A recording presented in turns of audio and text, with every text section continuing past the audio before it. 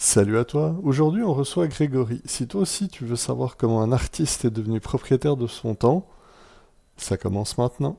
Donc commençons par le commencement, comment ça va? Bonjour Ziad, ça va très bien, merci. Je te remercie de m'accueillir dans ton émission. Ah, écoute, ça fait plaisir, tellement plaisir que même mon chat vient de nous dire bonjour. Je te remercie, tu te rappelles de mon prénom. Yes! Donc je vais pouvoir mettre une petite coche. Donc commençons par le commencement. Grégory, qui es-tu pour les gens qui ne te connaîtraient pas encore? Alors, je suis un entrepreneur dans le domaine du Web3. J'ai créé une société qui s'appelle Ace Good, A-C-E Good. Ça veut dire art, culture, entertainment. Pourquoi Good? Parce que je propose des solutions blockchain à tous les acteurs de ces secteurs pour leur simplifier la vie. Donc, le slogan que j'utilise, c'est You Simply Better, parce que les gens qui vont utiliser les solutions que je vais leur proposer vont généralement travailler moins, gagner plus, posséder mieux leur propriété intellectuelle, détenir leur argent et toutes les solutions Web3 diverses et variées qui pourraient exister dans ce domaine assez large qui sont l'art, la culture et l'entertainment. D'ailleurs, c'est par ce biais-là, le Web3, qu'on s'est connus et rencontrés. Mais commençons par le commencement, parce qu'on a déjà bu deux, trois cafés virtuels, slash deux, trois rencontres. Euh, Tu as parlé de art, de l'art. Absolument. Mais si je me trompe pas, l'art, c'est quand même une bonne partie de ta vie. Absolument, et c'est même une grande passion. Parce que je suis moi-même artiste dans l'âme. Alors j'ai commencé quand j'étais tout petit, où je pratiquais d'abord les arts de la scène, où je faisais du théâtre. J'ai fait du théâtre pendant une grosse quinzaine d'années. Waouh! Ça m'a amené à faire des matchs d'improvisation pendant 6 ans. J'ai joué dans des troupes semi-professionnelles où j'étais à la fois auteur et à la fois comédien. Et ensuite, j'ai eu des cachets professionnels en tant qu'intermittent du spectacle pour du cinéma. Ma dernière expérience, c'était très drôle d'ailleurs parce que j'étais figurant, enfin un tout petit rôle dans le film Voir la mer de Patrice Lecomte. Donc ça se tournait à Biarritz et en fait je jouais le rôle d'un cascadeur qui avait un bras cassé, donc on m'avait mis un faux plâtre si tu veux sur le bras.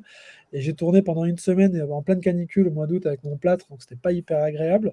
En gros, mon personnage rencontre le personnage principal, et comme moi j'ai mon bras cassé, je lui demande de faire des cascades avec moi s'il veut, et je lui prête ma voiture parce qu'en fait je peux pas conduire parce qu'il a besoin d'une voiture. Et donc on pratique le tournage pendant une semaine parce que je devais être là pendant une semaine. Le tournage a été pour moi c'était seulement quelques heures, mais comme on devait s'adapter en fonction de la météo, j'avais besoin d'être là au cas où. Oui. Quand le tournage s'est terminé, le premier assistant m'a accompagné à l'hôpital pour m'enlever le plâtre. Il a dit, bon voilà, c'est pour enlever un plâtre. Alors les médecins disent, non, on ne peut pas enlever un plâtre comme ça, il nous faut une ordonnance. Il dit, non, mais c'est pour le tournage de Patrice Lecomte. C'est pour... Ah, d'accord, tout de suite, ils m'ont pris, ils m'ont enlevé le tournage. Mais dites bien à Patrice Lecomte qu'on aime bien ses films et tout. Alors super, j'ai gardé le plâtre en souvenir. Et quand le film est sorti, je suis parti le voir en salle, et en fait, on ne voit pas le plâtre à l'écran. Voilà. Bah, écoute, dis-toi au moins qu'on te voit toi. Exactement. C'est Ça a été ça. cadré, on voit juste ma tête qui parle, mais il y a pas, ils ont enlevé cette idée de script au plat. D'ailleurs, mon personnage s'appelle Bras Cassé, j'avais même pas juste un nom. Et donc, du coup, ça n'a plus de sens que je m'appelle Bras Cassé, puisqu'il n'y avait même pas de plate qui apparaissait à l'écran, quoi. Waouh, ça me rappelle plein d'histoires. Ouais. Mais commençons par le commencement. Est-ce Donc que ça, tu viens d'une famille? le C'est film, ça? c'était je l'ai tourné, je crois, en 2012. Ok. Et donc, en 2013, j'ai quitté, donc j'habitais le sud-ouest de la France, j'ai quitté Pau pour venir vivre en Belgique, et ça faisait déjà, en fait, entre 2009 et 2013, j'étais déjà très actif dans une association de culture hip-hop qui s'appelait Gare Urbaine. Donc, j'organisais des ateliers d'écriture, parce que moi, j'étais même rappeur aussi à l'époque. Donc, à la base, je venais juste rapper dans une émission radio qu'on avait créée. Puis on accueillait tous les rappeurs en fait de la ville. On s'est rendu compte que la plupart des rappeurs avaient pas forcément d'éducation culturelle et hip-hop. Tu vois, c'est Oui. genre quand tu passes genre il y a des rappeurs, des jeunes qui venaient, on veut dire on va les mettre bien, les gars, on vous dit on vous met une phase B du Wu-Tang, ça va pour votre freestyle. Ils disent quoi, Wu-Tang, c'est quoi ça? Et puis là on dit ouais, ok, il y a peut-être un truc à travailler. Et Ah, donc on a fait des ateliers d'écriture, on a organisé des festivals, on a organisé des sessions de coaching studio, coaching scénique. On organisait plein de battles de danse, des battles rap, des concerts. Et j'ai fait ça pendant 5 ans, de façon, on va dire, semi-pro. Et j'ai commencé vraiment pro en 2013 en Belgique, où là, j'ai travaillé avec plusieurs festivals connus, des artistes connus. Donc, j'ai été jusqu'à programmer des légendes du hip-hop comme Curtis Blow, DJ Cooler, Afrika Bambaataa, Waouh! et des superstars comme Rick Ross, par exemple, où j'ai travaillé avec des artistes français comme Assassin, comme De Baldenec, comme Edelic. Enfin, ouais, j'ai fait de l'underground, j'ai tout fait jusqu'à 2019-2020, où là, en fait, 2020 plutôt, où il y a eu le Covid, j'ai eu plus le droit de travailler. Et donc, j'étais déjà sur un projet Web3 qui s'appelle Selvar, et puis j'ai eu l'idée de pousser l'idée un peu plus loin en me disant je vais pouvoir proposer des vrais services Web3 pour les artistes. Et voilà, et ça se développe petit à petit. Et depuis qu'on a été déconfiné début 2022, on a recommencé à faire des événements. On fait participer à beaucoup d'événements en termes de keynote, des podcasts aussi, des émissions TV pour expliquer un peu ce qu'on fait. Et là, réellement, on commence à avoir des premiers cas d'usage, donc ce qu'on appelle des POC, des Proof of Concept, pour montrer que ça marche. Et maintenant, on a le produit qui fonctionne tout à fait. Il y a pas mal d'artistes qui ont commencé à travailler avec nous à partir de 2024. Waouh! Maintenant, j'espère que tout le monde a compris pourquoi je voulais tendre le micro à Grégory. C'est terrible, Grégory. J'ai chaque fois envie de t'appeler Greg, mais ça se fait pas, donc ça sera Monsieur Montfort. Monsieur Montfort, Et Greg, ça va, hein. c'est ça, non, je dis, je vais t'appeler Mister G. Le folio. Bref, revenons au professionnel que je ne suis pas. Donc, Monsieur Montfort, sacré parcours, mais est-ce que tu viens d'une famille d'artistes ou tu es le mouton noir de la famille? Je pense que je suis le mouton noir parce que mes parents n'étaient pas portés sur l'artistique. En fait, mes parents, c'est deux personnes issues de la classe moyenne française qui ont même pas été ils ont même pas eu le baccalauréat. C'était des baby boomers, donc si tu veux, à l'époque, tu trouvais du travail très facilement. Donc ma Ok. mère, je crois, elle a eu un CAP secrétariat et elle a été embauchée dans deux, trois boîtes. Elle a fini chez Elf Aquitaine, qui est maintenant devenue Total. Maintenant, elle est retraitée, mais en gros, elle avait un super salaire et plein d'avantages alors qu'elle n'avait pas fait d'études. Et mon père, il a fait l'armée dans la marine dans les années 60. Puis ensuite, il a tout de suite été embauché chez Elf Aquitaine. Ils se sont rencontrés là-bas. Et dans une mission, ils sont partis vivre à Pau et moi je suis né là-bas, quoi. Donc je suis le premier artiste vraiment de la famille et je suis aussi le premier entrepreneur, quoi.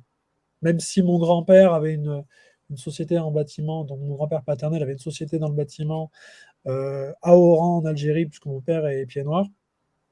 Mais j'en sais pas plus que ça, puisqu'il est mort pendant la guerre d'Algérie, donc je l'ai même pas connu. Et bon, j'imagine que ça a peut-être sauté de génération, mais effectivement, je suis un peu le mouton noir. Et donc ça a été déjà au début compliqué de leur dire bah, je veux vivre de la musique et je veux faire du théâtre. Donc bon, à la rigueur, bah, vas-y, hein, on t'encourage, on voit que tu es doué pour ça, et puis on espère que ça marche. Et après, quand on leur dit bah, maintenant j'arrête, je veux faire de la blockchain, du Web3, je fais de l'entrepreneuriat, bah écoute, eux ils ont prié dans leur coin en espérant que ça marche, et puis ils voient finalement que ça fonctionne et que je suis assez doué dans ce que je fais. D'ailleurs, il n'y a pas beaucoup d'entreprises qui mêlent une vraie expérience Web3 avec une Oui. vraie expérience artistique. Donc, je suis un peu un des seuls à faire ça, et tant mieux parce que ça me permet de me démarquer. J'aime bien être en dehors des clous et penser hors cadre, c'est tout à fait moi. Je vais dire, c'est pas par hasard que tu es dans ce podcast-là. Je reviendrai justement après sur les valeurs qui t'ont amené justement à S-Good et j'ai dit, à l'idée de Self-Bar et un peu tout ton univers. Mais juste avant, une réflexion que je me faisais, c'est vrai que j'ai utilisé le terme mouton noir, mais en fait, on devrait parler de future licorne, de... Il faudrait réinventer cette expression parce qu'en fait, maintenant que devenir entrepreneur, solopreneur, puis évidemment son pendant féminin ou autre genre, c'est devenu un nouveau vent d'espoir et de liberté. Ouais. Qu'est-ce qui t'a amené vers cette voie-là? Tu sais, si c'est pas la famille, si c'est pas les proches, si c'est pas, qu'est-ce qui t'a fait? C'est des rencontres, c'est le hasard, c'est... L'entrepreneuriat, je l'ai un peu découvert par défaut, très honnêtement, parce que moi, j'étais très centré sur à la base, être employé. D'ailleurs, entre guillemets, mon business model, j'en avais pas réellement, mais quand j'étais à l'époque de l'association Gare Urbaine à Pau, l'idée c'était, je faisais vraiment du business développement, mais sans le savoir, parce que j'étais vice-président de l'association, et donc on faisait rentrer beaucoup de sous avec des prestations. Donc j'ai créé énormément de choses. J'ai créé des formations à culture hip-hop pour les formateurs professionnels dans le milieu du social. Donc j'avais des formations pour les éducateurs spécialisés, pour des psys, pour des animateurs, pour des directeurs. J'avais créé plein de concepts, mais on les monétisait, mais tout l'argent rentrait dans l'association, et nous, après, on voulait simplement être salariés de l'association. Donc, tu vois, j'étais encore, il faut être salarié parce qu'il n'y avait pas l'éducation financière derrière. Et quand je suis arrivé en Belgique, en fait, j'avais pas le droit à avoir des aides pour le chômage ou autre. Donc, j'ai dû me débrouiller tout seul. Et donc, les seules entreprises qui ont accepté de m'embaucher, c'était ceux qui recherchaient des commerciaux freelance indépendants payés au résultat. Donc, je me suis inscrit en tant qu'indépendant, et là, j'ai commencé à comprendre que je travaillais pour moi-même et que c'était dur, parce que si tu fais pas de clients, tu gagnes pas ta vie. Ouais. Donc, j'ai dû me former. J'ai fait ça avec différentes entreprises où j'ai appris la relation client, les entretiens de vente, le démarchage téléphonique, différentes choses. Mais ça m'a, si tu veux, appris à travailler pour moi-même, à développer mon propre mindset, quoi. Et à côté de ça, petit à petit, j'ai commencé à monter, à travailler avec une agence de booking qu'on a relancée, et à développer toutes mes activités hip-hop. Donc là aussi, j'étais payé en tant qu'indépendant, puisque du coup, j'avais le même numéro de TVA et je facturais. Et à force, ben voilà, j'ai commencé à m'intéresser. Je me rendais compte que, on va dire de 2015 à 2019, peut-être même un peu avant, mais pendant 4-5 ans, je travaillais certes à mon compte, mais je gagnais pareil qu'un salarié, et j'étais obligé de tout le temps travailler pour gagner de l'argent, parce qu'il fallait trouver des clients, relancer, et ainsi de suite. Donc, je n'avais pas automatisé des process qui permettaient de gagner ma vie avec des revenus passifs, quoi.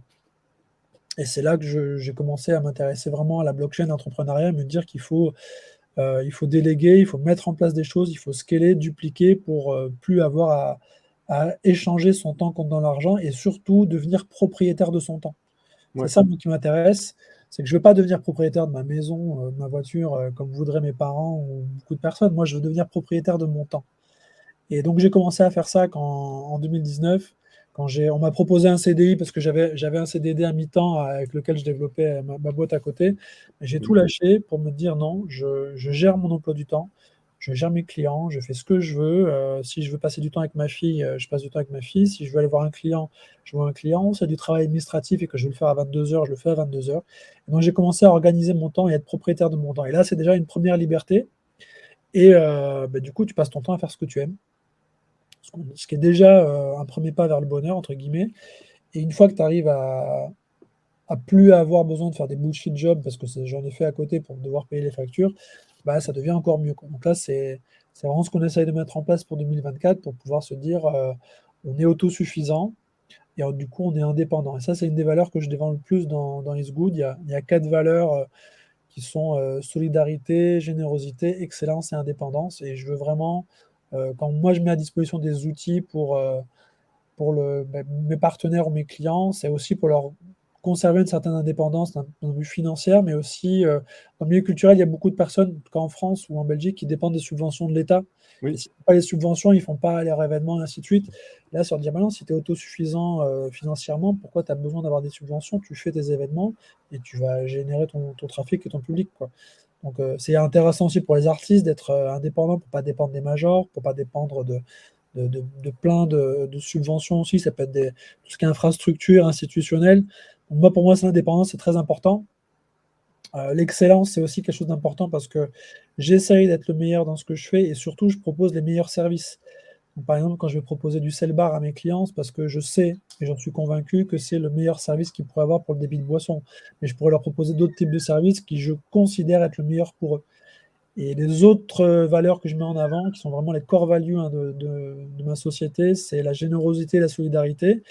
La solidarité, c'est parce qu'en fait, on ne vend rien. On propose que des services qui sont gratuits et qui vont avoir un impact sur le chiffre d'affaires de nos clients. Et nous, sur lesquels on va prendre une commission sur le chiffre d'affaires généré, sur le surplus, tu vois. Et donc, on considère que c'est la solidarité, parce que notre business model, c'est de venir résoudre les problèmes des clients.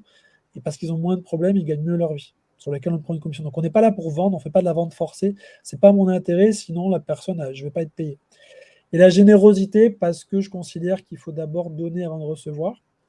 Et aussi, quand tu travailles dans l'événementiel, en fait, tu comptes pas tes heures, tu vois. Quand tu es avec des artistes, tu finis le concert à 1 heure, les artistes, ils veulent aller manger un bout. Je leur dis pas, allez vous faire foutre, c'est bon, je rentre chez moi, il est 1 heure du matin. Non, on va manger un bout.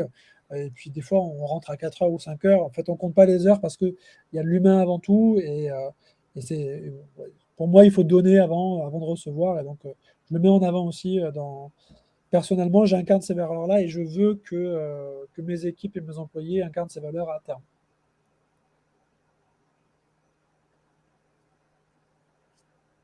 Voilà, en gros. Non, j'essaie de trouver un autre argumentaire que waouh. Euh, Encore une fois, merci pour ce partage. Puis toute cette sincérité, en même temps, j'en attendais pas moins. Euh, Est-ce que tu as l'impression d'être dans l'air du temps avec cette philosophie? Alors, oui et non. C'est-à-dire que oui, parce que le Web3, c'est nouveau, il y a l'innovation, donc on a vraiment, même j'ai l'impression d'être des fois un peu up to date. Mais d'un autre côté, les valeurs qu'on défend, elles sont universelles et en fait, c'est simplement des fois des cycles qui se renouvellent. Et en gros, je suis rentré dans le Web3 pour les mêmes raisons que je suis rentré dans la culture hip-hop, à savoir les valeurs de pouvoir améliorer le quotidien. Moi, j'étais carrément affilié à la Zulu Nation, donc si tu veux, il y avait Peace, Love, Unity, Having Fun, transformer Ouais. le négatif en positif, donc il y avait toutes ces valeurs-là. Et je me rends compte que tout ce qui m'a fait petit à petit quitter la culture hip-hop et la Zulu Nation, c'est des choses qui étaient liées à la centralisation, à un manque d'authenticité, un manque de vérification, qui auraient pu totalement être améliorées grâce au Web3. Donc en fait, on va simplement reprendre des principes de base, on ne va pas réinventer la roue, on va simplement améliorer un petit process grâce à une nouvelle technologie, une innovation. Donc c'est un petit peu incrémental ce qu'on fait. Et donc j'ai vraiment pas l'impression de réinventer quelque chose. Je vais autant m'inspirer de personnes comme Martin Luther ou comme Gandhi pour les grands principes, tu vois, même si c'est très cliché de dire ça, que des personnes comme Steve Jobs sur l'entrepreneuriat ou la façon de pitcher. Sur des gens, tu vois, un mec comme Schwarzenegger, le côté je pars de rien, tout est possible, ça va m'inspirer. Et je peux m'inspirer aussi d'autres personnes qui sont plutôt des pratiquants religieux qui sont vraiment dans le don de soi. Et ça aussi, ça m'inspire énormément. J'ai beaucoup d'amis, par exemple, qui sont musulmans moi, je suis moi-même musulman, hein, mais beaucoup d'amis qui sont musulmans sur Bruxelles. Et en fait, pendant le confinement, Molenbeek était la ville, tu vois, un petit peu identifiée Oui. radicaux religieux sur Bruxelles, en tout cas pour les Français. C'est la ville qui a développé le plus d'entraide en Belgique. Et il y avait tous les jours des centaines et des centaines de personnes qui allaient livrer à manger pour des personnes qui ne pouvaient pas se déplacer, qui étaient en incapacité, pour qu'ils aient accès à de l'eau, des soins, à manger ou même une présence physique. Et ils ont fait ça tous les jours, à n'importe quelle heure de la journée, juste parce que ils estimaient qu'en tant que musulmans, c'était le devoir d'aller aider les autres. Et ils ont fait ça pendant des mois, sans rien attendre en retour, sans aucune médiatisation. Ils n'ont pas dit, hey, regardez, on le fait, ils le font. Et j'ai trouvé ça incroyable. Et ça, c'est des gens qui m'ont énormément inspiré, quoi. C'est des héros de tous les jours que j'ai envie de mettre en valeur, qui sont pour moi autant importants qu'un Martin Luther ou qu'un Gandhi, parce que ils ont donné sans rien en recevoir en retour. Et c'est ça que j'ai aussi envie d'incarner au sein de l'entreprise, quoi. Encore une fois, merci. Puis je te rejoins sur énormément de points et sur cette idée de donner au suivant. T'as une très belle incarnation j'allais dire, de l'entrepreneur éveillé d'aujourd'hui. J'aime le terme éveillé, pas en termes, tu as une illumination, mais tu sais, conscient de la game qu'on joue. Parce qu'il y a eu, ces 10 dernières années, tu sais, il y a eu le buzz de l'entrepreneuriat, surtout en France et puis dans l'Europe francophone, avec l'équivalent des dragons, c'était Veux-tu être mon associé, tu sais, les nouvelles licornes, la French Tech, etc. Mais c'était surtout des coups de com', plus que des vraies licornes ou des réussites. Puis tout le monde voulait devenir entrepreneur, comme tout le monde veut devenir influenceur. Ben, ça semblait facile, puis ça semblait rapporter beaucoup. Comment t'as vécu cette période-là où tu sais, t'es passé de être entrepreneur, c'est pas une vie, à être entrepreneur, ah bah tu vas forcément devenir le nouveau Elon Musk. même s'il n'était pas encore à la mode à l'époque. Bah, il y a quand même beaucoup de rencontres et c'est vrai que j'ai toujours été quelqu'un qui a voulu, essayer d'avoir un impact autour de soi. Mais tu vois, quand je faisais des ateliers d'écriture, je touchais quelques jeunes et ça a été simplement un impact peut-être sur leur conscience, sur leur façon de penser.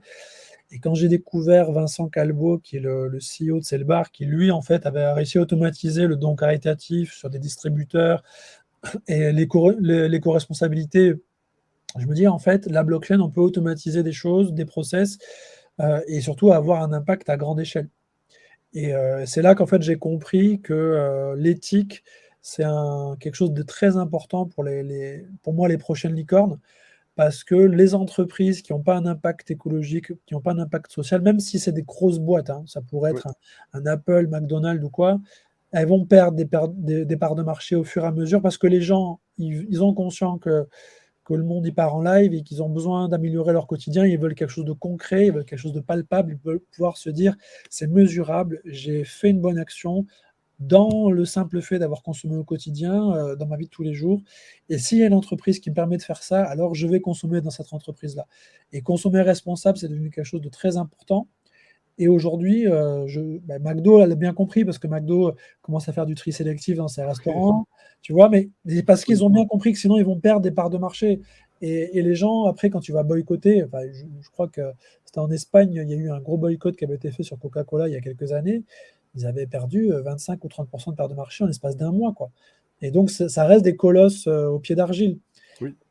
Et quand je vois, par exemple, la société de Jessica Alba qui s'appelle The Honest Company. En fait, c'est une boîte de produits cosmétiques, mais qui ne teste pas les produits cosmétiques sur des animaux.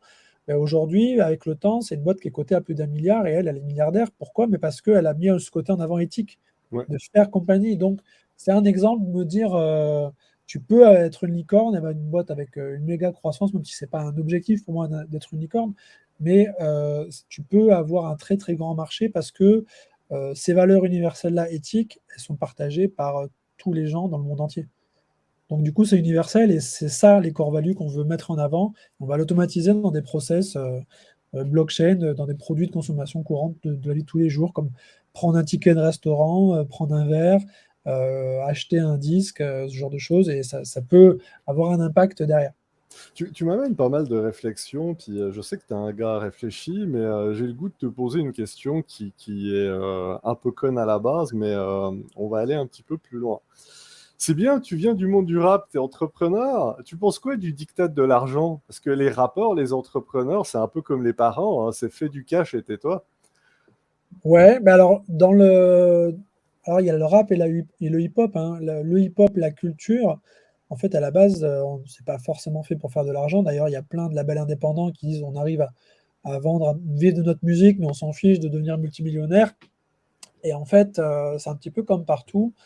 On le voit aussi beaucoup dans le foot. Aujourd'hui, il y a le foot business, il y a ceux qui vont préférer le football pour le sport et d'autres qui Oui, vont choisir le football pour l'argent. Ben, dans le rap, c'est un peu la même chose. Tu as des rappeurs qui sont très centrés sur la culture, donc ils ont envie d'être le meilleur rappeur. D'ailleurs, c'est souvent eux, hein, qui ont les plus grosses carrières. Je pense à un mec comme Nekfeu ou PNL, ils n'ont pas percé parce qu'ils ont été centrés sur l'argent, ils ont été centrés sur l'artistique avant tout. oui. Nekfeu, l'idée, c'était je fais des rimes que personne n'a jamais fait, j'arrive avec une autre vision du rap et je vais imposer, je vais bosser que sur mes rimes, que sur ma façon de rapper, que sur mon flow, et ça a marché. Et PNL, ils ont été très très forts sur l'identité visuelle, la communication, à amener aussi quelque chose de différent. Ils n'ont jamais pensé à faire de l'argent. Alors que les rappeurs qui pensent qu'à faire de l'argent, ça marche pas. C'est comme si tu veux faire un restaurant vegan et tu dis ouais, j'achète des légumes et je les vends en faisant une marge. Ben non, ça c'est ok, c'est le business model, mais quelle est la valeur ajoutée que tu apportes? Pourquoi les gens vont t'écouter? Pourquoi les gens vont venir manger chez toi? Et du coup, dans le rap, il y a beaucoup de rap business rattaché à l'industrie musicale, où là, en fait, c'est des produits de consommation. On va sortir un album ou juste un titre, puis ça se vend. Mais derrière, il n'y a pas de proposition culturelle, il n'y a pas de proposition artistique. Donc ça fonctionne peut-être le temps d'un single, mais ça ne fait pas une carrière. Et ça, en fait, c'est quelque chose que tout entrepreneur, que la personne soit artiste, sportif, entrepreneur, tu dois vraiment te concentrer sur ton produit, sur ton art, sur ton sport, sur ta qualité. Qu'est-ce que tu sais faire de mieux? Et d'ailleurs, c'est des conseils que je donnais beaucoup quand je faisais des ateliers dans les écoles. Je disais aux jeunes, vous êtes doué dans quelque chose. C'est sûr et certain. Peut-être que vous ne l'avez pas encore découvert, mais vous avez un don. Dieu vous a donné un don et même vous, vous allez le travailler. Quand vous allez découvrir ça, enfin, concentrez-vous sur votre don, travaillez-le, et après vous allez comprendre pourquoi le monétiser. Soit vous allez devenir un grand, grand spécialiste, on va faire appel à vous, on va payer très cher pour être ça, soit vous allez monter une entreprise, soit vous allez devenir sportif de haut niveau, mais peu importe, vous allez réussir à gagner votre vie avec ça et surtout, vous allez prendre du plaisir à le faire parce que vous allez être bon et ça va être votre passe-temps, quoi. Donc il faut se concentrer sur ça et après ça se monétise. D'ailleurs, même ChatGPT, hein. ChatGPT, avant de le monétiser, ils ont dit on va sortir un truc, un produit, c'est de la bombe, et après on voit comment gagner de l'argent avec. Donc c'est ce que je dis, tu vois, c'est pour ça que j'invente rien, ça, c'est quelque chose qui existe depuis des années. Sois concentré sur être le meilleur, être l'excellence dans ce que tu fais, et après tu vas très vite trouver comment gagner de l'argent avec. Tu m'amènes plein de réflexions et je fais le tri. Et comment tu fais pour garder le focus?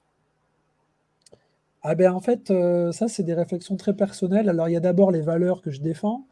Mais surtout, depuis que je me suis lancé dans l'entrepreneuriat, j'ai eu un deuxième enfant. Donc maintenant, je suis papa de deux enfants en bas âge, donc une fille qui va faire 6 ans ce mois-ci, un petit garçon qui a 2 ans. Et donc j'ai une responsabilité, si tu veux, en tant que parent. Un, déjà, parce qu'il faut à tout prix qu'ils aient à manger tous les mois, donc je suis obligé de charbonner pour ça. Et aussi parce que je veux pouvoir montrer l'exemple à mes enfants. Il y a ce côté lead by example. D'ailleurs, j'ai aussi encouragé ma femme à lâcher son travail pour se lancer dans sa passion qui était la pâtisserie, pour passer une formation de pâtisserie où je me suis occupé des enfants pendant 10 mois. Elle est partie à l'étranger faire une formation. Et en fait, je lui ai dit, il faut à tout prix que les enfants ils voient que les parents sont épanouis. Être un bon parent, c'est pas très compliqué en soi, il faut juste être épanoui. Et pour ça, il faut faire ce que tu aimes. Si tu fais un job que tu n'aimes pas et juste parce que ça te permet de donner à manger à tes enfants, ils vont voir que tu es un père excédé, exécrable et que tu n'aimes pas ce que tu fais. Ça ne va pas leur donner envie d'aller à l'école et de faire quelque chose qu'ils aiment. Par contre, si toi, tu fais ce que tu kiffes toute la journée, alors eux, ils vont voir que tu es épanoui, ça va leur donner du plaisir et puis ils vont vouloir faire la même chose. Et donc, ils vont trouver leur voie comme ça, quoi. Et donc, après, ça, c'est basique, hein, mais ça reste vraiment s'épanouir en tant que parent. Et la deuxième des choses, c'est simplement donner des bonnes habitudes. Il n'y a pas de mauvaise éducation, il n'y a que des bonnes ou des mauvaises habitudes que tu prends. Donc, si toi, en tant qu'entrepreneur, en fait, je pense que l'entrepreneuriat, c'est un accélérateur de développement personnel. Et donc, tu commences à lire des livres sur l'hygiène de vie, sur le sommeil, sur l'éducation financière. Et après, du coup, en plus de lire, bah, tu l'appliques dans ta vie. Donc, tu gères ton agenda, tu gères des petites habitudes tous les jours. Et après, du coup, bah, tu l'appliques à tes enfants. Parce que moi, des fois, quand je veux faire du sport, mes parents disent OK, enfin, mes enfants me disent OK, super, je vais faire du sport aussi. Donc, ils viennent faire du sport avec moi. Quand mon fils, tu vois, il a 2 ans, mais il adore les légumes verts. Bon, Oui, tu y manges des concombres, des haricots verts, il se rue dessus plus qu'une pizza, quoi. Et j'ai rien fait de spécial, hein, j'en ai juste mangé. Un jour, il a goûté, il me dit ah, mais il en veut à chaque fois. Donc, tu vois, donc c'est un truc qui se fait. Bon, après, il y a plein de trucs qu'il ne fait pas bien, hein. Je dis pas, des fois, c'est l'enfer. Je suis obligé je pète un câble pour certains trucs. Mais voilà, petit à petit, il y a des bonnes habitudes qui prennent. Et donc, l'idée, c'est d'améliorer en fait son niveau de vie, non pas en termes de, d'argent, de somme d'argent, mais c'est plutôt en termes de qualité de vie, en se disant pouvoir prendre 1 heure ou deux avec ses enfants en journée, ça n'a pas de prix. J'ai la chance d'avoir loupé aucun moment important dans la vie de mes enfants depuis qu'ils sont nés. Et donc, bah, je remercie la vie, je remercie Dieu pour ça. J'exprime ma gratitude. Tu vois, la gratitude, c'est quelque chose d'hyper important parce que ça nous emmène dans quelque chose de positif. oui. Donc, le positif amène le positif et pouvoir remercier sur des petites victoires de tous les jours, c'est hyper important. Pouvoir le soir se coucher en disant bah, tout va bien, je suis en bonne santé, j'ai gagné ma vie, j'ai avancé par rapport à ce que j'ai fait. Bah, du coup, c'est très bien, ça me donne la pêche et la motivation pour la journée de demain. Et donc, c'est ça qui va t'apporter, qui va t'amener en tant qu'entrepreneur à pouvoir se dire j'ai fait mes premiers 1000 euros de chiffre d'affaires, j'ai gagné mon premier client, j'ai lancé mon site internet. Et il n'y a pas de petites victoires, c'est step by step.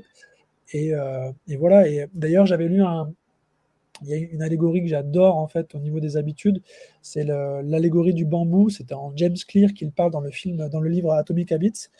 En fait, il dit les bonnes habitudes, c'est les intérêts, tu as les intérêts composés en fait du comportement. Et il dit c'est des choses qui vont peut-être pas se voir tous les jours. Tu vas faire du sport, lire un livre tous les jours, tu vas pas le voir à court terme, mais c'est comme le bambou. Le bambou, en fait, quand tu le plantes, tu vas l'arroser tous les jours, ça va pas pousser. Et toi, tu vas dire, ouais, c'est quoi ce truc-là? Et pourtant, tu vas continuer à arroser, arroser, arroser. Et un jour, au bout de 5 ans, le bambou, il va prendre 3 mètres en 2 semaines. Et il va même prendre 5-6 mètres. Et il va dire, mais qu'est-ce qui se passe? Et ça pousse d'un coup. Et ça, en fait, c'est les intérêts composés des bonnes habitudes.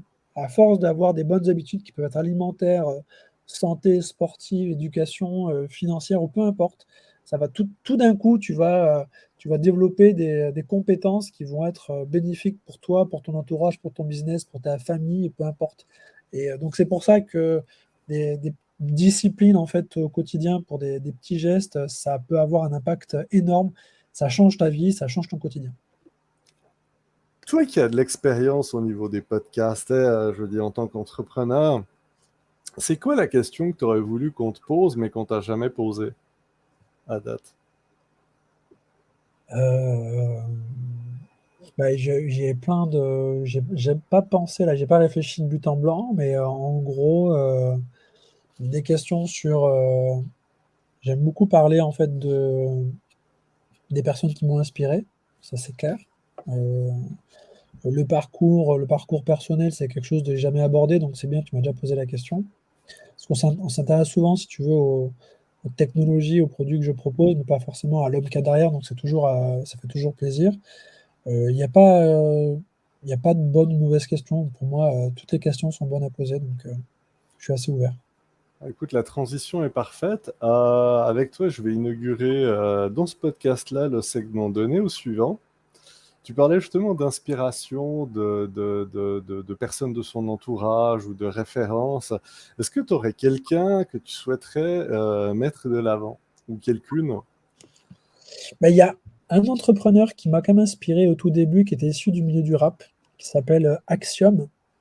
Donc en fait, il s'appelle Hicham, c'est un rappeur d'origine marocaine qui était lillois. Il a créé un premier groupe dans les fins 90, s'appelait Mental Combat, et ensuite il a signé chez Universal en solo pour son album, je crois que c'était 2003 ou 2005. Ouais. Il a fait beaucoup de projets engagés autour du hip-hop, et en 2017, il a créé l'application Kicker, qui est un studio d'enregistrement où tu peux en fait tout de suite créer ton propre studio, ton propre clip depuis ton téléphone et balancer sur les réseaux sociaux. Et ce qui était assez génial, c'est qu'il a repris en fait tous les codes de la culture hip-hop pour le mettre dans une application. Et c'était assez. J'aime beaucoup l'entendre parler parce que il a un vocabulaire en fait quelque part très street, très rappeur, en même temps très entrepreneur porté sur la tech. Et donc tous les cas d'usage de la culture hip-hop, rap, ben, ça a une fonctionnalité technique sur l'application, ça répond à une demande. Et aujourd'hui, en fait, la culture hip-hop, c'est pas pour rien que c'est la plus demandée. Donc, il a aujourd'hui quand même un réseau social. Kicker, c'est une application, donc c'est un peu comme un réseau social. Il y a plus de 2 millions d'utilisateurs, Oui, donc c'est quand même pas rien. bah oui. Quand il a créé ça, dans les semaines qui ont suivi, Google leur a mis des bureaux à disposition pour qu'ils puissent tester en bêta-test en Californie le produit. Et il se trouve qu'en fait, moi, j'avais un peu sympathisé avec lui parce qu'on se connaissait et j'ai commencé à faire en 2017-2018 sur l'application, je faisais des petits formats qui s'appelaient Hip Hop School où je parlais de hip-hop et d'un point de vue culturel. Donc, pendant que tous les autres rappés voulaient avoir les meilleurs likes pour leur meilleur freestyle, moi, en fait, je faisais des émissions culturelles et tout. Et donc, c'était un truc, encore une fois, hors cadre et c'était assez stylé. Et donc, du coup, je suis resté en contact avec lui, on est devenus amis. Il le sait hein, qui m'a beaucoup inspiré parce que c'est quelqu'un, dans le milieu des startups en France, venir de la classe populaire, Oui. être un entrepreneur rappeur marocain qui se présente devant des viciers avec une casquette, qui explique que voilà, le rap, c'est porteur et tout. Tu vois, il en a pris des baffes dans la gueule, il n'a jamais lâché parce qu'il est déter, parce que en gros, lui, il considère que le rap a déjà ouvert les plus grosses portes. Maintenant, voilà, il y a un premier combat de gagner parce que c'est la musique la plus écoutée par tout le monde, même par les blancs des beaux quartiers. Donc maintenant, le nouveau combat dont doit s'approprier la classe populaire, c'est d'où vient l'argent, comment est distribué l'argent. Et là, en fait, c'est le VC game, c'est les startups. Oui. Parce que si tu vas pas financer les entrepreneurs de demain qui sont tous issus des classes populaires, eh ben, en fait, tu tues le pays, tu tues l'économie du pays. Et donc, c'est ça le vrai combat que lui il mène aujourd'hui. Et je trouve ça assez charmé comme combat. Donc, il a tout mon respect et ma reconnaissance. Ah, écoute, on partage ça. Je mettrai les liens que je vais pouvoir trouver pour qu'on puisse aller guigner ce qu'il fait, puis lui donner un peu de force. Tu m'amènes de très belles réflexions et je suis très content je serais content de voir le Grégory que je connais. Donc encore un grand merci pour cette transparence, puis d'être resté toi-même et ça fait partie de la personne. Avant, c'est ce que tu avais dit aussi, tu sais, on parle souvent de technologie, mais il n'y a aucune technologie qui n'est pas portée ou mouvement ou process ou invention par un être humain qui l'incarne et qui l'apporte et qui fait que ça devient utile ou... Ouais, absolument, parce que en fait, la tech pour la tech, ça sert à rien. Et les startups qui font de la tech, pour moi, les startups qui vont vraiment percer, c'est quand il y a à la tête, il y a un dirigeant qui est en capacité d'identifier le vrai problème. Oui, Un vrai problème dans un marché et de dire, OK, on va y répondre avec de la technologie. Mais juste faire de la tech pour la tech, combien de fois j'ai vu des entrepreneurs Web3 pitcher, euh, tu vois, pour eux, le point de souffrance était les technologies Web 2 n'arrivent pas à rentrer dans le Web 3. Et ce n'est pas du tout un point de souffrance. Si tu n'as pas besoin oui. d'aller dans le Web 3, tu ne rentres pas dans le Web 3. Et donc, ils font tout un processus pour comment aborder des gens dans le Web 3. Ils commencent à créer des collections d'NFT, des machins qui ne servent à rien. Il n'y a pas de point de souffrance, tu vois. Alors, quand moi, j'ai Vincent Calbo qui me présente Cellbar, il me dit, ben voilà, il y a 22% des boissons qui partent à l'égout. Ça veut dire que chaque année, il y a 50 milliards d'euros de bières qui sont gaspillées. Et moi, je viens de les récupérer juste avec mon système, avec de la tech. Ah ben ok, ça m'intéresse.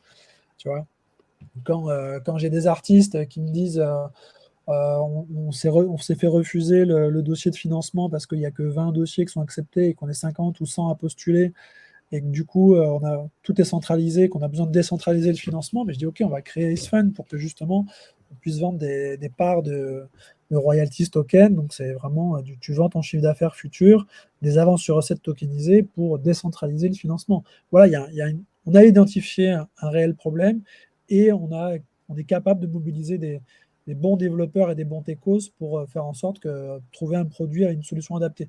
Et c'est ça en fait le vrai entrepreneuriat dans la tech et dans le Web3 aujourd'hui. C'est être capable que la tech réponde à un vrai besoin. D'ailleurs, sinon, il y aura pas d'adoption de masse s'il n'y a pas des vrais besoins, qu'on soit clair. On va faire une mini pause ludique, c'est que j'ai appelé l'instant passion, avant évidemment le chef Otaku. Là, comme on dit, la passion c'est bien, mais payer ses factures c'est bien aussi. Donc là, on a entendu parler de Selfpar, de S-Good, on a entendu parler de Grégory, que dis-je, Monsieur Montfort. Comment on fait pour entrer en contact avec toi et avec tout ça? Alors, il y a plusieurs façons. La meilleure des façons, c'est LinkedIn, parce que c'est le réseau sur lequel je suis le plus actif. J'y vais tous les jours. Je réponds à tous mes messages. Je suis toujours le premier à envoyer un message. Merci de m'avoir ajouté à votre réseau. Et après, il y a des gens qui donnent suite et on peut discuter. Et des fois, il y a des gens qui donnent pas suite. Et puis, à partir de certains moments, des fois, je peux les enlever du réseau si c'est juste être Non. connecté pour avec moi, ça sert à rien. Donc, LinkedIn, c'est la meilleure des raisons. Enfin, la meilleure, plus facile. Sinon, après, des gens qui me connaissent peuvent donner mes contacts, ça arrive. J'ai beaucoup d'amis entrepreneurs dans le Web 3 qui partagent un petit peu les mêmes valeurs que moi et qui, en fait, m'appellent en me disant, tiens, je te mets en relation avec un tel, ou tout simplement des gens qui m'appellent en disant, c'est machin qui m'a filé ton numéro, qui m'a donné ton email. Donc on travaille beaucoup sur un réseau d'entraide, on se renvoie l'ascenseur parce que c'est ça que j'aime beaucoup aussi dans le Web 3, c'est qu'il n'y a pas trop de concurrence et de compétition. Il y a beaucoup de collaborations qui se créent. Et quand il y a une autre société qui ne fait pas la même chose que nous, on a plutôt envie de comment on peut travailler ensemble, comment on peut collaborer, plutôt que comment on peut se piquer des parts de marché, quoi. Et Ouais. cet esprit-là aussi me correspond parfaitement. C'est collaboratif. Et donc, j'ai beaucoup d'entrepreneurs qui m'envoient des contacts parce que je leur envoie des contacts aussi. Donc, je donne beaucoup avant de recevoir, mais du coup, quand les gens ils savent très bien que je donne, ils m'envoient, ils donnent aussi. Donc, c'est du win-win, donnant-donnant. Je suis très content. Bah, on reste qui on est. Tu sais, Absolument. c'est plus facile. Si tu avais un message à donner au plus grand nombre, même si tu nous as partagé plein de belles réflexions, tu sais, la fameuse bouteille à la mer à l'ancienne, c'est le message au plus grand nombre, même si aujourd'hui, ça serait une genre de clé USB dans une bouteille en PET, ce qui fait pas sens. Euh, pour moi, j'ai l'impression que des fois, dans la, la population de masse, il y a une certaine fatalité sur on peut rien changer au monde. Et donc, ils subissent plutôt leur vie plutôt que d'en être les acteurs. Oui. Et j'inviterais les gens justement à s'éduquer parce qu'il existe plein de moyens. La vérité est en chacun de nous, mais le Web3 donne une possibilité de palette incroyable. Pas plus tard d'ailleurs que la semaine dernière, je discutais avec une personne qui me dit ouais, le Web3, ça ne m'intéresse pas du tout. Et je lui ai posé une seule question. Je lui ai dit est-ce que tu préfères être responsable de ton argent, de tes données personnelles et de ta propriété intellectuelle, ou est-ce que tu préfères que ce soit une tierce personne qui soit responsable et détenteur de ça? Il m'a dit, ah, moi, il n'y a pas moyen que ce soit quelqu'un d'autre qui gère ça pour moi. Et je dis, bah, dans ce cas, tu dois t'intéresser fortement au Web3. Et une fois que tu commences à t'éduquer, Web3 ou peu importe, hein, ça peut être, il y a plein d'autres alternatives, bah, tu te rends compte qu'il y a plein de solutions possibles et qu'on n'est pas obligé de subir ce que la société nous dit et qu'on peut créer notre propre monde. Il y a des gens qui vont créer des ZAD, il y en a d'autres qui sont des altermondialistes, il y en a d'autres qui vont vivre au Salvador pour payer un bitcoin, il y en a d'autres qui vont créer leur boîte. En fait, il y a tellement de réponses possibles et ça, en fait, c'est aussi quelque chose d'ailleurs que nous enseigne l'école. L'école primaire, scolaire, nous apprend qu'il y a une réponse pour un problème donné. Alors que dans la vie, il y a une multitude de réponses pour un problème donné. Et donc, comment tu peux être en mesure de comprendre ces réponses? Il faut s'éduquer, il faut être curieux, et tu vas te rendre compte qu'il y a plein de réponses. Et quand même, des fois, tu ne trouves pas la bonne réponse appropriée, bah, tu vas la créer. C'est pour ça qu'il y a plein d'entrepreneurs qui sont dans l'innovation, parce qu'ils disent, tiens, il n'y a pas de réponse. Donc, ça veut dire qu'il y a un marché peut-être à prendre, il y a un problème. Chaque problème, c'est de la valeur. Donc, derrière chaque problème, en fait, il y a de la valeur. Donc, si moi, je résous ce problème-là, j'apporte de la valeur aux gens. Et donc, tu n'es pas obligé d'être entrepreneur, mais tu peux être entreprenant. Il y a une association, il y a être bénévole. Et donc, tu vas voir que tout ça, c'est très, très important. Donc, informez-vous, éduquez-vous, et vous allez pouvoir trouver 100% des réponses à vos problèmes. Donc là, appelez-le. Appelez-le. Allez, rentrez en contact avec Grégory, intéressez-vous, suivez-le. Il y a bien plus à découvrir que les quelques minutes que vous allez appréhender là. Puis pour les personnes qui te connaissent, évidemment, elles vont te reconnaître là-dedans. Le temps passe vite, surtout en bonne compagnie, mais il n'y a pas de bonne compagnie qu'il se quitte. J'ai failli faire une devinette en disant, suite à ce que tu as dit, mettez en commentaire dans quel tune il y a la célèbre phrase Le savoir est une arme et je sors toujours armé. Évidemment, c'est du rap français, donc je compte sur vous. Mais on va revenir à quelque chose d'un peu plus fun. Tu sais, dans ce genre d'échange, il y a toujours, quand le micro tombe à off, on se dit, ah oui, mais je voulais aborder tel sujet, je voulais parler de tel truc, puis c'est dommage. C'est pour ça que j'ai créé ce segment. C'est, est-ce que tu veux nous partager une réflexion, quelque chose, ou un dernier truc avant les remerciements et le mot de la fin? Euh, je voudrais simplement partager une expérience qui m'est arrivée il y a 3 semaines avec un ami entrepreneur qui s'appelle Kader Mouloudji, il a créé une société qui s'appelle Metacard, donc c'est la carte cadeau Web3 en NFT. Et en fait, Kader, je l'aime beaucoup parce qu'il incarne en fait la carte cadeau, le cadeau en lui-même. Et on était à la terrasse d'un café à Paris, on prenait simplement un café. Et il y a un sans-abri qui était arrivé il est allé nous demander de l'argent. Kader, il a vu, il a même pas, avant que le SDF demande quoi que ce soit, il lui a donné un billet dans la main et il lui a dit voilà, tu peux aller t'acheter ce que tu veux à manger. Et en plus, le gars, il était, alors je pense que ça devait être un musulman, et il était en plus de ça sous l'effet de l'alcool. Et puis le gars elle a vu le billet, il a dit ah merci beaucoup, merci beaucoup. Et alors Kader, comme il a bien compris qu'il était musulman, il a dit mais non, en fait, ne me remercie pas, remercie Dieu parce que Dieu il t'aime. Et il dit Dieu il t'aime énormément et c'est pour ça qu'il t'a fait passer par là. Il lui a répété plusieurs fois, et le gars il a fondu en larmes. parce que en fait, on lui avait fait un cadeau. Et, euh, et en fait, des fois, il y a beaucoup de gens autour de vous qui vont peut-être être des sales cons ou des gens exécrables, alors qu'ils ont juste besoin qu'on soit gentil avec eux, ne serait-ce que une minute, qu'on leur donne un cadeau, qu'on leur accorde un sourire. Des fois, le cadeau, c'est juste du temps, tu vois. Et rien que ça peut aider quelqu'un, ça peut transformer quelqu'un, c'est magique. C'est vraiment magique de voir ça. Ça peut être un enfant, tu sais, sur qui tu lui fais un compliment, tu lui donnes de la confiance, et il va dire, ah super, on m'a jamais dit ça avant, et ça le booste, et puis derrière, il fait une carrière, peu importe. Faut jamais sous-estimer en fait le pouvoir que la bienveillance elle a. Et donc, n'hésitez pas à prendre 1, 2, 3 minutes dans votre vie, dans votre quotidien pour aider quelqu'un, pour faire un cadeau, même si c'est rien du tout, parce que ça peut avoir des effets incroyables autour de vous, quoi, de votre entourage. Alors, un grand merci pour ce cadeau. Bah, avec plaisir, franchement, pour avoir vécu ce moment-là, j'étais moi-même très, très ému. Et voilà, Kader, il incarne vraiment le cadeau, la générosité, et je l'ai, mais du coup, je l'applique quand je peux. Tu vois, dernièrement, j'ai aidé une dame enfin, c'est une vieille dame que je croise souvent au supermarché à côté. Et en fait, elle avait oublié son téléphone, qu'on ne pouvait pas appeler son fils pour l'aider à faire les courses. Et je sais qu'elle habite à 100 mètres.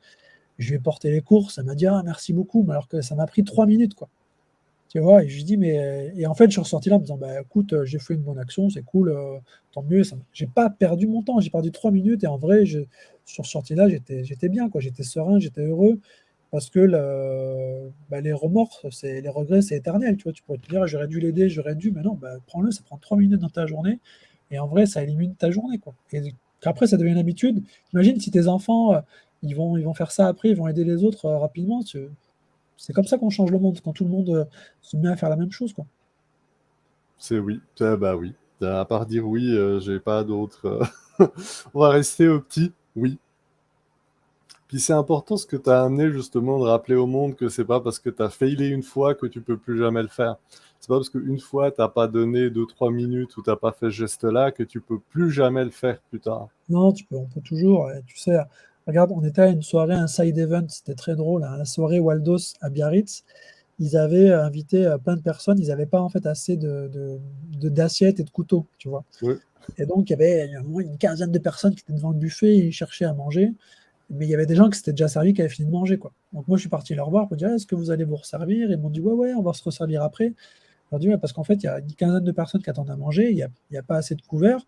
Donc si vous voulez, moi, je vais prendre les couverts et je vais les nettoyer, comme ça, on donne à manger aux autres. Le gars me dit, ah ouais, mec, tu gères, parce qu'en fait, moi, j'étais juste invité, tu vois, mais je me dis, Oui. on a invité gratos à manger, on peut au moins faire la vaisselle. Et donc, on commence à faire la vaisselle, tu vois, et puis on donne à manger, enfin, on donne la vaisselle à ceux qui attendaient, quoi. Et ce gars-là, qui était à la base posé sur son fauteuil, qui allait se resservir une deuxième fois, le lendemain, quand je l'ai recroisé à l'événement Web3, il m'a dit, ah, au fait, hier, j'ai fait un deuxième tour pour voir s'il n'y avait pas la vaisselle, j'ai fait comme toi, tu vois, parce que du coup, il s'est dit, bah tiens, si lui le fait, moi je peux le faire, quoi. Alors que c'était pas grand-chose, mais du coup, ça avait causé un petit peu une petite gêne à la base des organisateurs qui disent, ah, on n'a pas prévu assez. J'ai dit, mais t'inquiète, on va faire la vaisselle, ça nous a pris 5 minutes. On s'est mis à trois et puis c'était réglé. Donc tu vois, il y a toujours une solution à un problème, et au final, une bienveillance, quand on a un plus un plus un, bah, au final, on a tous passé une bonne soirée et c'était top, quoi. Donc il faut pas avoir peur de le faire. La peur, c'est éphémère, les regrets, c'est éternel. Il faut vraiment se lancer et faire le bien autour de soi. Il n'y a rien de plus gratifiant au monde, très clairement. D'habitude, c'est là où je conclus en disant un grand merci, Grégory, les yeux dans la caméra, pour ce moment, pour ce temps, pour tout ce que tu as amené comme réflexion et surtout d'être resté toi-même. Et que j'enchaîne en disant, je te laisse le mot de la fin, mais je trouve que ce que tu viens de dire est vraiment excellent comme mot de la fin. Donc, je te laisse le choix. Soit on Ouais, garde l'autre partie, on peut, soit tu on peut peux terminer sur compléter. ça, hein, c'est très bien. Mais, de toute façon, le dernier mot, c'est être pour te remercier pour le podcast, parce que c'est c'est, euh, c'est une attitude, enfin c'est une, pardon, une attitude, une attention particulière pour moi, donc j'apprécie particulièrement, et ça me fait plaisir. Et voilà, c'est déjà fini. Un grand merci à toi pour ton écoute. Bye bye.